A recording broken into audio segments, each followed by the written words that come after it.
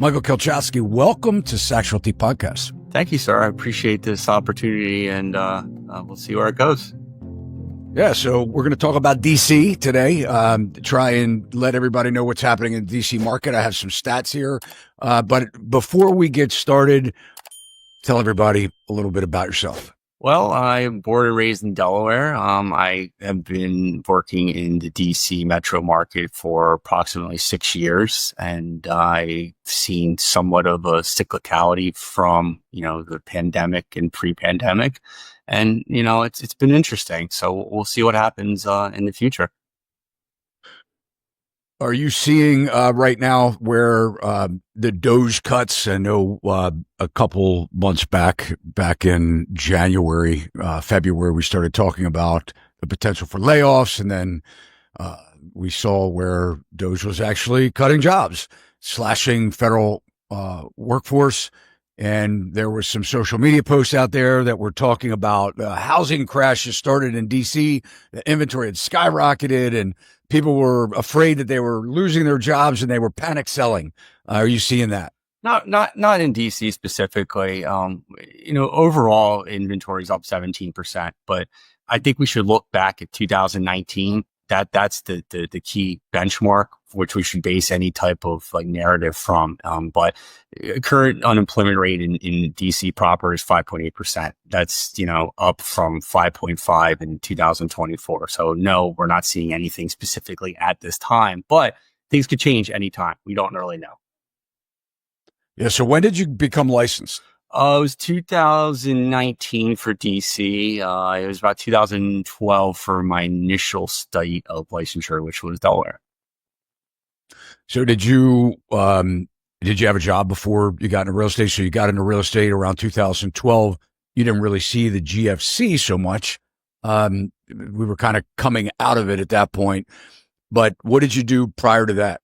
You seem like a young guy. Did you go to college? Yeah. I went to UD, studied biology and history, and entered the workforce in a very trying period. And I worked like odd jobs from, like selling like landscaping to, working in like restaurant, and ultimately started my own business. And that just shows you have to be scrappy and resilient in anything you do. But, here I am, and, 12, 13, 14, going on 14 years later, and it seems to be working out.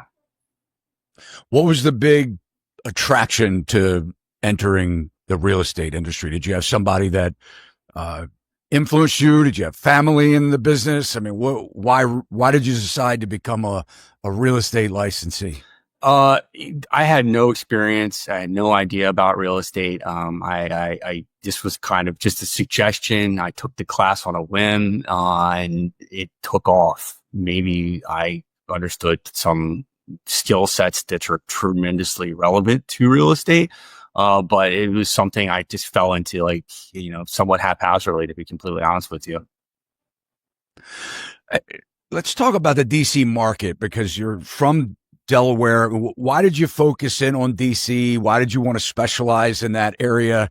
And did you I think you had mentioned to me that you lived close to DC at one point in time?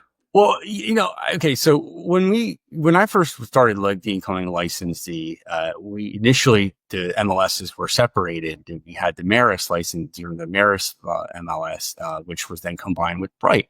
So I was sitting back and I was looking at, different areas and understanding, market cycles, becoming more fluent in, real estate dynamic, what controls the movement and the supply and demand functions. And I caught my attention to DC. And if you really look at the trends overall, that's one of the most resilient markets in the country. And it's literally a stone's throw from where I grew up. I mean, it's 100 miles, but that's, 2-hour drive essentially. So I could assess the data. There's a lot of overlap between the markets in these areas. You'll have resort properties in Delaware, which were transacted to DC area individuals. And that's what kind of got my attention to focus on it. But it was just, hey, this is going to be a career. Where can I go and find a market that's the most stable and I can produce some type of consistent revenue stream? Well, you wanted to go where the money is, where the money flows, where the goose that laid the golden egg, is fundamentally located. government jobs, government contractors. Yeah. That's The most DC. I mean, we're one of the areas. I mean, we're not far from DC, but you're talking about one of the most affluent areas in the country. You're talking about where median household income is the highest in the country. What do you think is on the horizon? I mean, DC wasn't always hot. I agree. Yeah. I mean, it was, if you look back 40 years, people were moving out of the town. In fact, a lot of my family's from North Virginia. My mother grew up in Alexandria and then in Annandale, and people would go into the city when she was a kid, and they would just, have a fun weekend. But no one lived in DC for years and years and years, and things. Well, people lived there, but you didn't have a whole lot. You don't have the money that you have now. Yeah, it wasn't built out as it was now specifically. But I think as government grew and expanded in the 60s and the 70s, we had all of that federal workforce grow, and additionally, there's professional services businesses and Defense Department oriented businesses that grew, and that's really what created like this urban city what we see today. And there's cranes all over the city now, and they'll probably continue for the foreseeable future. I think that I can think of low income areas in DC that became very affluent areas, and then we started seeing where even commercial space was in some cases more expensive than DC. And I'm not really going back that far. I'm talking about really in the time that you got into business, 2012, 13, 14, but really in the 2009, 10, 11, we started seeing the big transformation in DC. I want to go over some stats because you were saying that inventory is only up 17%, and I want to just kind of I have been covering DC ever since the Doge layoffs.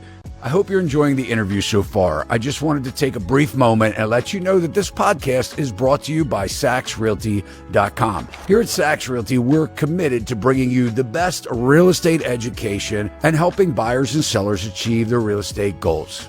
If you haven't subscribed to our channel, please consider doing so now.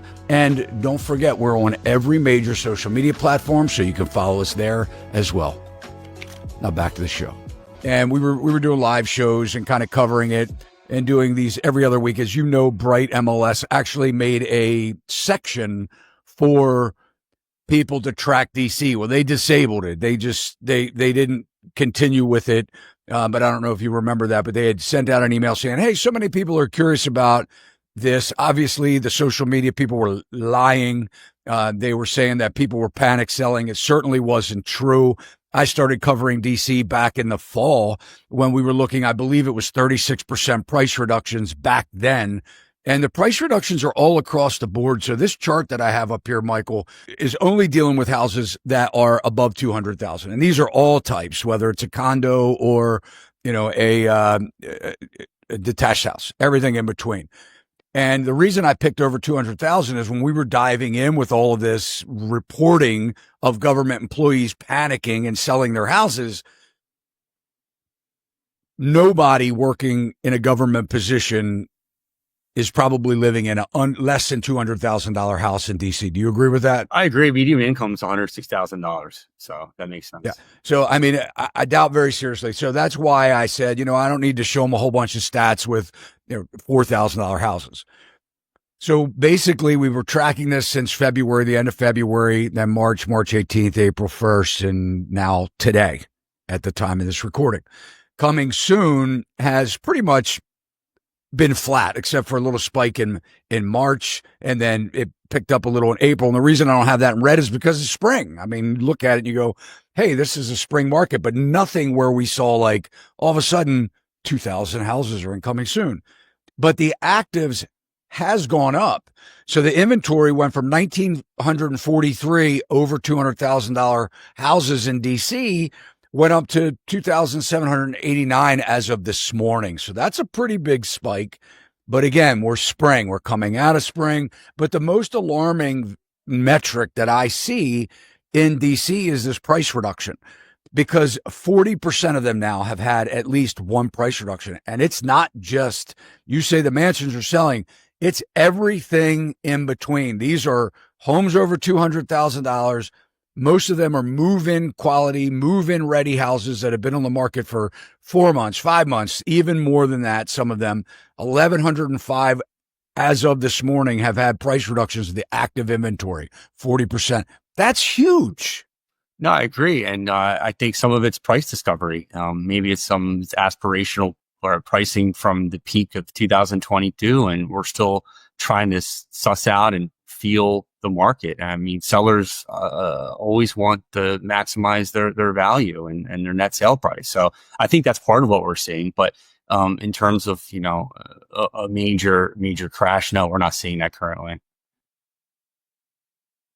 Well, I tell you what, you don't know what a major crash is. So you may not be seeing it yet, but you weren't around in 2005 and 2006 when it started. I mean, we hit the peak in 2006, right?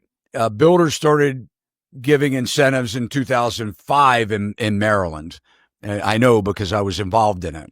And, when we had the headlines, news, Baltimore Sun said the overpriced Baltimore housing market, not a lot of people like to buy when somebody's broadcasting that, when a news source is broadcasting that, right? All of a sudden people are like, wait a minute, is it overpriced? But then we watch people say, I don't care if it's overpriced. But I mean, how do you explain this? 40%, you say price discovery. What is price discovery? Describe that for us. It's a testing of the market. It's try to understand really what the market will bear or be. Not everyone uses a quantitative analysis to project a sale price. I mean, sometimes we're dealing with agents who might over talk or over fluff a prospective seller. And they're trying to see really, what market will bear. I mean, theoretically, someone could come out and pay maximum price for a property. Of course, it's probably going to have to appraise, but it could be, disequilibrium through like buyer psychology that they're still thinking in 2022 and things were peaking, and we're a few years later, and it's a little more softer of a market. But that's what I'm thinking. It's just price discovery essentially.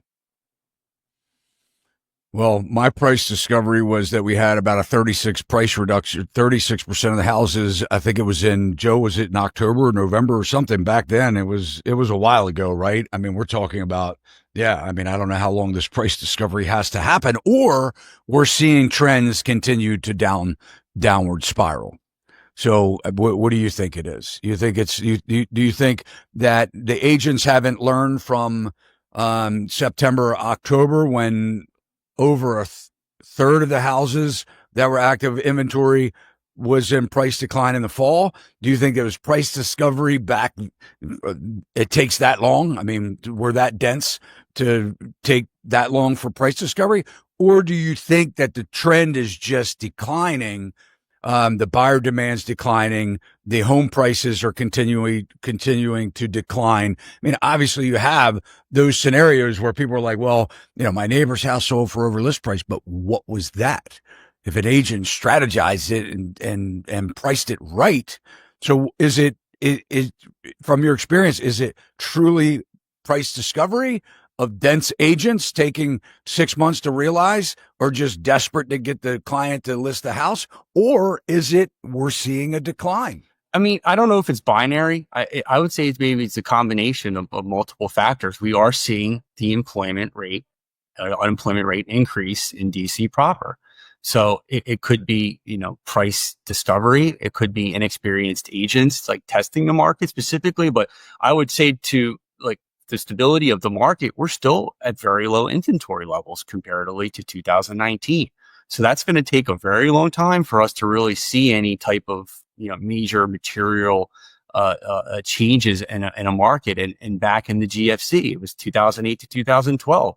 I mean, I might have not have been practicing real estate at that point in time, but when I was taking listing presentations as a rookie agent, in 2012, 2013, I remember going on listing appointments where people were having like breakdowns emotionally about, this is what a sale price. And if you really have to sell right now, it's a life event. you're going to lose a lot of potential equity. I've seen asset prices go down between 20 to 50% in certain markets from, the great financial crisis. Are we seeing that now? I don't know. But the government is spending money. There's a $1 trillion defense budget that will kind of prop things up a little bit. So I don't know, to be completely honest with you. And I don't think really anyone knows, but is the trend moving in a certain direction? Possibly. We're going to have to watch it for another few months at least. How are your sales? I'm flat, to be completely honest with you.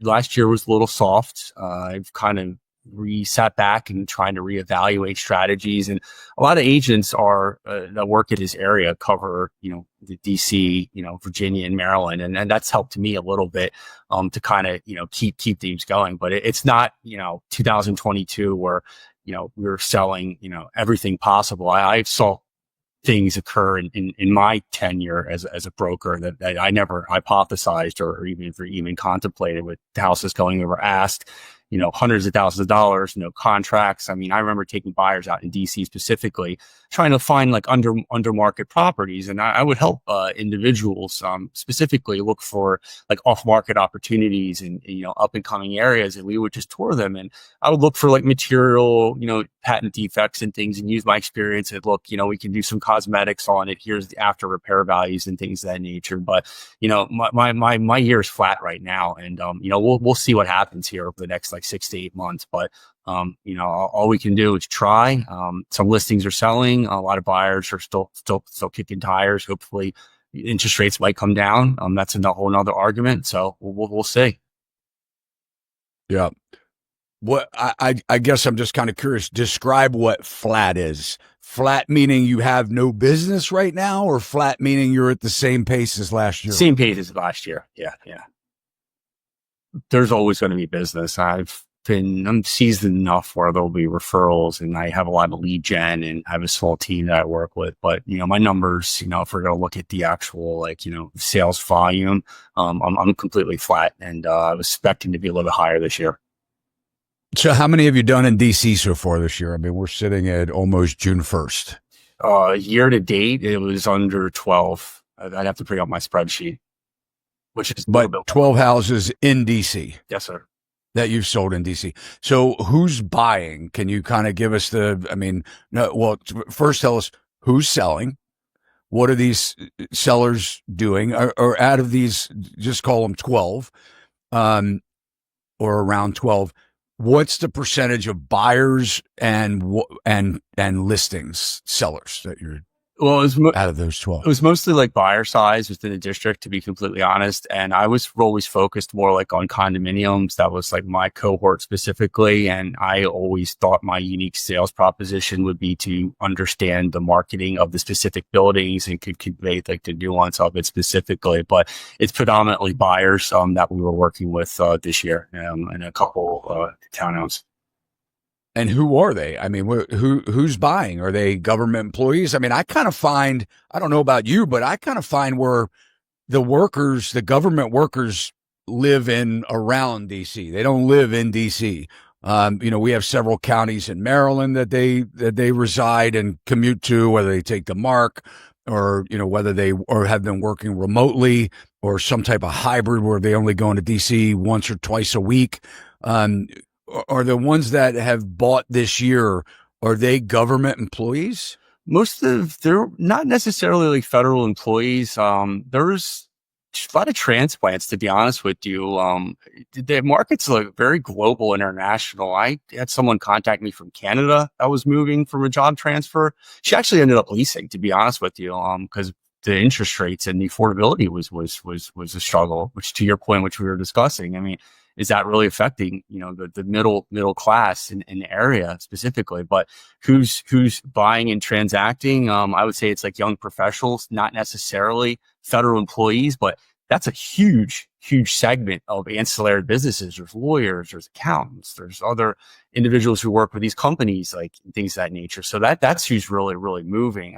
And you have people coming into that, want to live in the city. Sometimes they're baby boomers, they still want a condo. DC's coming back. I mean, it was impacted significantly from COVID and that whole situation from the restaurant scene and the entertainment and all the vibrance. So that's starting to return and rejuvenate, and people want to maybe experience that city life, if not intermittently. But to your point, you're right. Most of the federal workers are going to live in the Collar County specifically, and then commute into, just because of its quality of life.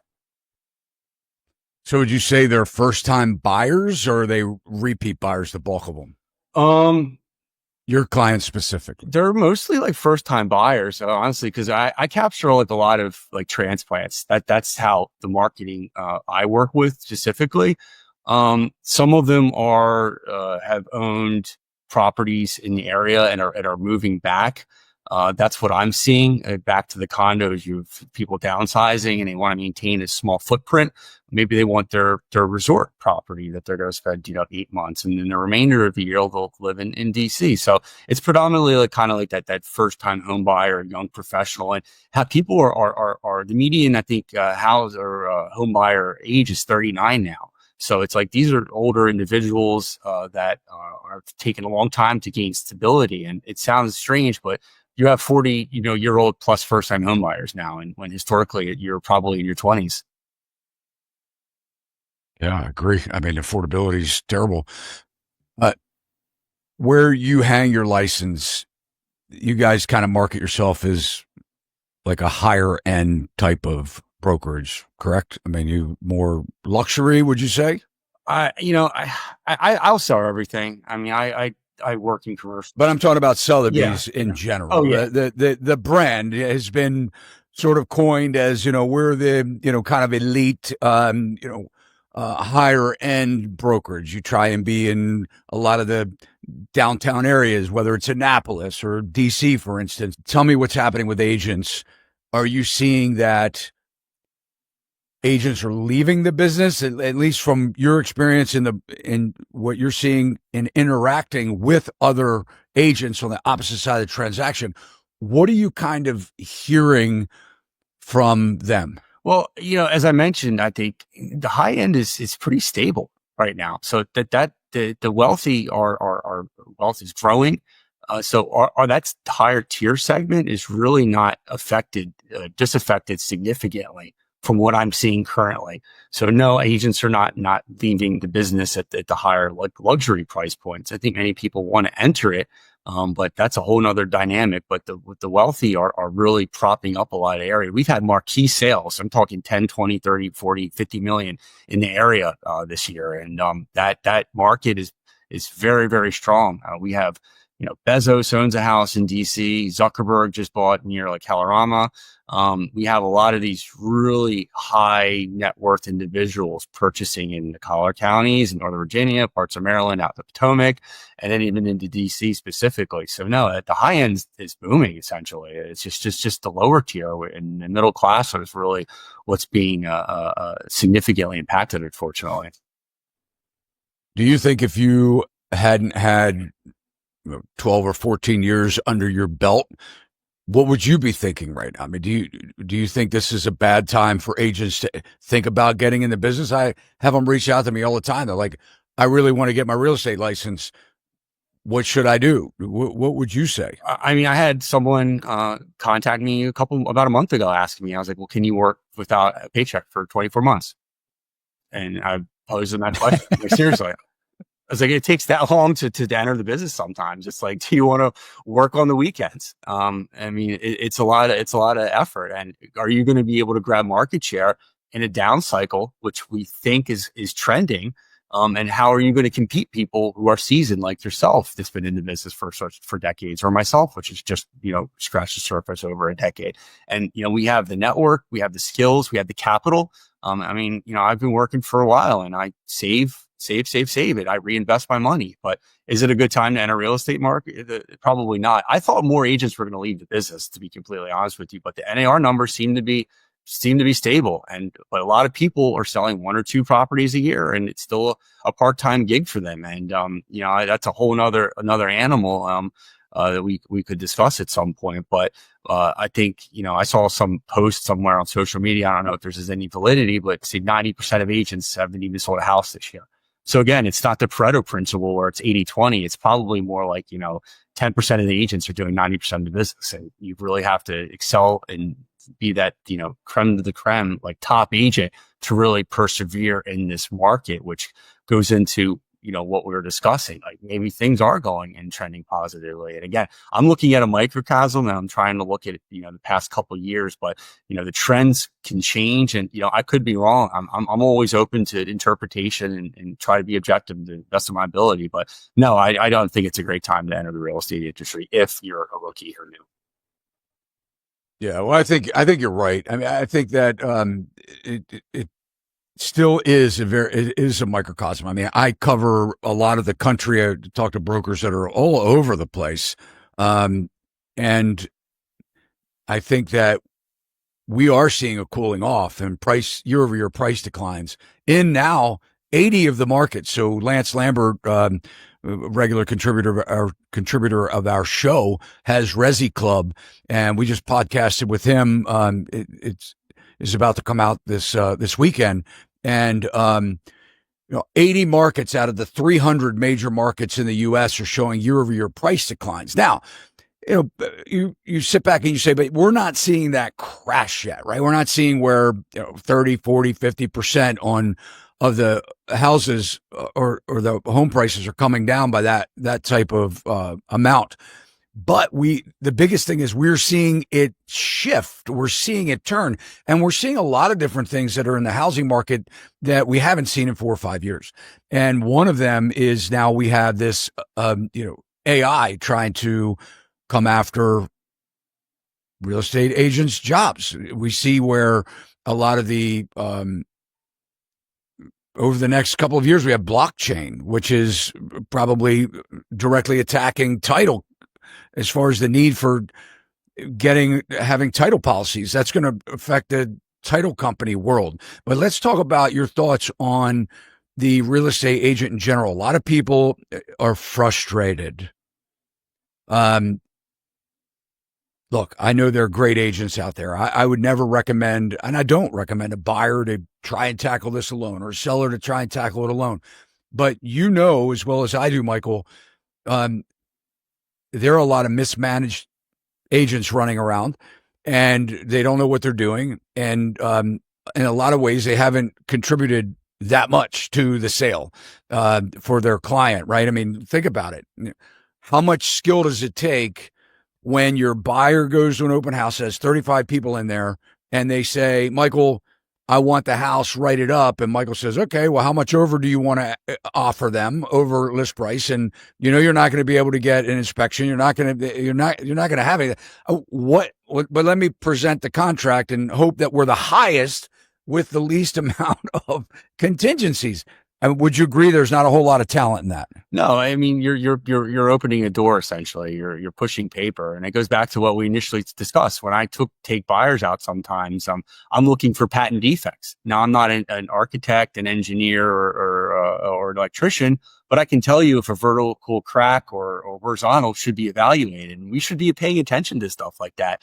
And with someone who doesn't understand like a home inspection process, the construction, are they really representing their clients, or we're looking at condos? Are they reading the minutes of the community like discussion specifically? That's where the nuts and bolts really occur, and you really don't know that unless you're either experienced, you have a good broker such as yourself, or someone other that can kind of train these individuals. But a lot of these large brokerages don't have significant training protocols, and you're right, you're kind of just shoved into the fire and hopefully don't get sued or cause a big mistake. But I mean, buyers are becoming very savvy now, and there's Zillow and there's Realtor and there's ChatGPT and everything else, and the writing is on the wall for many professional individuals. But I think there's always going to be a need for human connection. But at some point, we're all going to be working for robots, probably, if you could be completely honest with you. I mean, I have someone very close to me founded a couple AI startups, and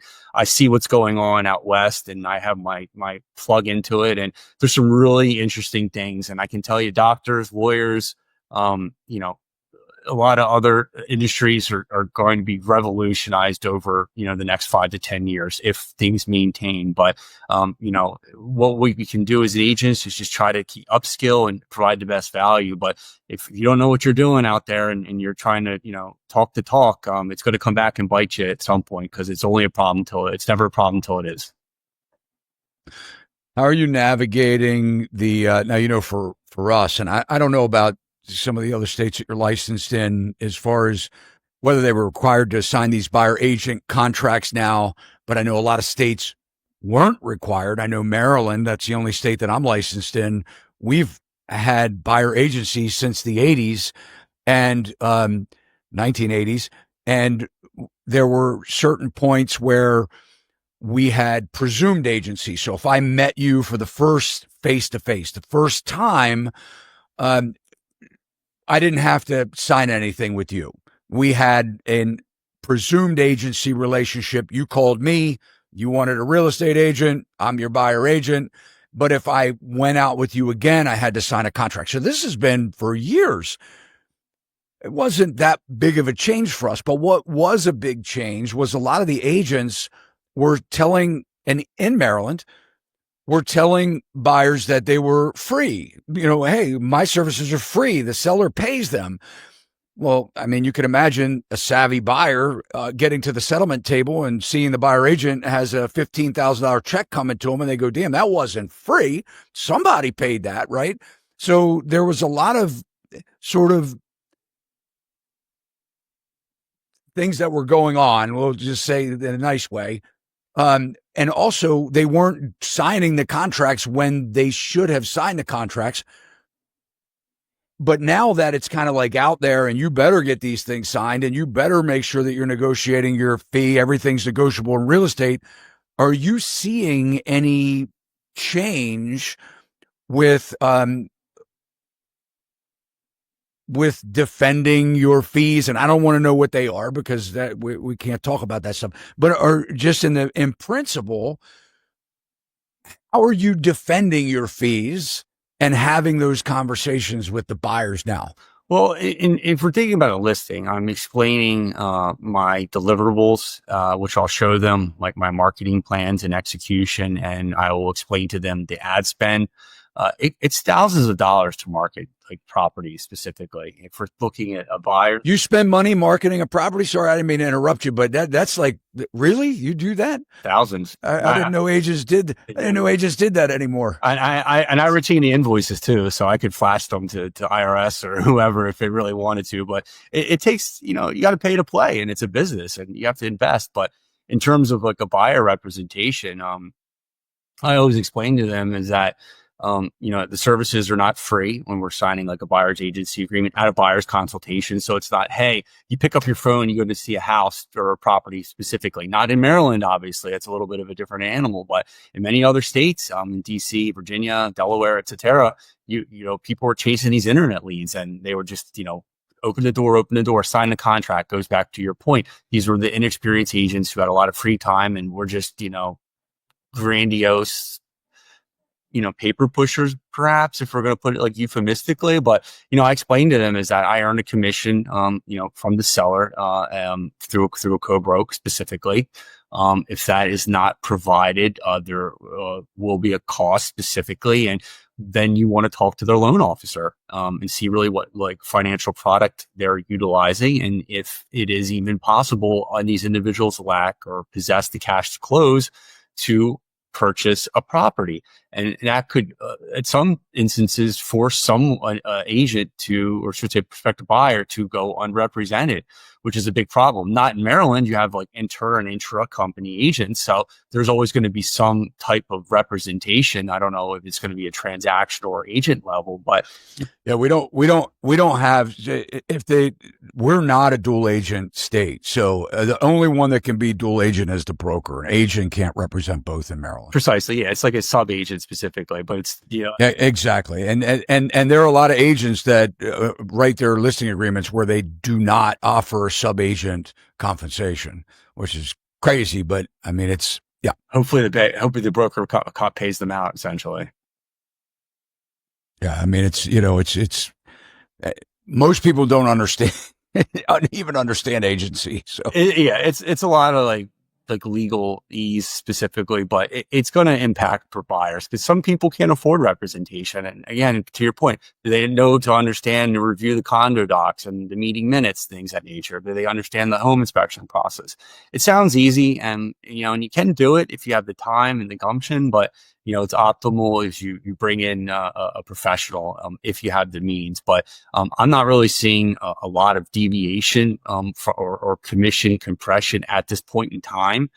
It did come up a little bit initially, and I have received questions, but a lot of these brokerages require certain contractual standards, and I think that might be protecting things a little bit specifically, but it's just more of a topic of a conversation. But psychology is hard to change for people, and everyone's had this certain structures. We know everything's been negotiable ad nauseum. We all know that as in the industry, but the general public didn't know. And I think transparency is very beneficial for everyone. And if anything, this Parker Stitzer lawsuit really shone the light on our industry, because if you're doing a good job and you're a professional, you're going to have clients. They're going to come back to you, and they're going to be happy. And that's ultimately what we want to do. We want to find homes for people. We want to make people happy, and then we want to make things as smooth as possible. But going without representation as a buyer can be a big issue, because again, they might disclose something to a listing agent. And guess what? I have no representation or allegiance to you through agency, and that's going to go right back to the seller. I know your bottom line. Maybe you don't understand a home inspection, things of that nature. So it can go either way. Yeah.